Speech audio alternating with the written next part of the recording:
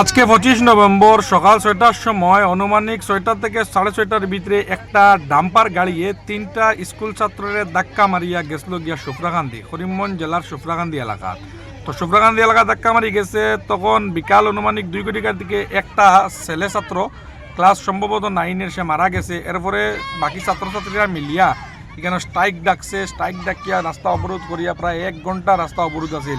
পরে পুলিশের মানুষ আইসে, অফিসার ডিসি অফিসের এডিসি ম্যাডাম আইসেন, আধিকারিকরা আইয়া তারারে বুঝাইয়া দিছেন যে রাস্তা তোমরা উঠাইলা, অবরোধ মানুষের ট্রেন ফ্লাইট মিস হওয়ার, মানুষের অনেক অসুবিধা হওয়ার সাধারণ মানুষের। আর যে গাড়ি দুষ করছে, যে গাড়ি দুর্ঘটনা ঘটাইছে, তার গাড়ি জিম্মাত লইছে পুলিশে এবং তাদের গ্রেপ্তার করছে এবং আইন অনুযায়ী যেটা ব্যবস্থা লওয়া লাগে সেটা লইবা। তারপরে ছাত্ররা এডিসি ম্যাডামের কথা অনুযায়ী তারা গেছে গিয়া, কারণ তার সহপাঠী একজনের মৃত্যু হয়েছে, বাকি 2জন সিরিয়াস অবস্থা, তারা হসপিটালে আছে।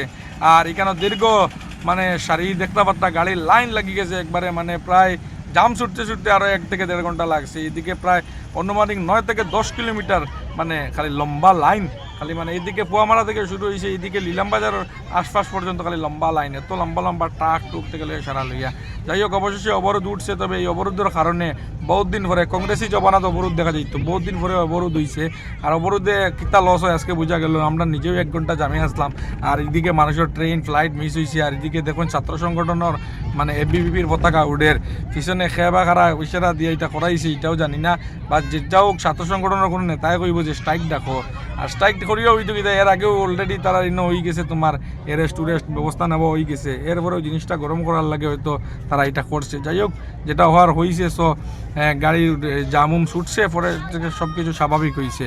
ধন্যবাদ এই ভিডিও ওয়াচ করার লাগে।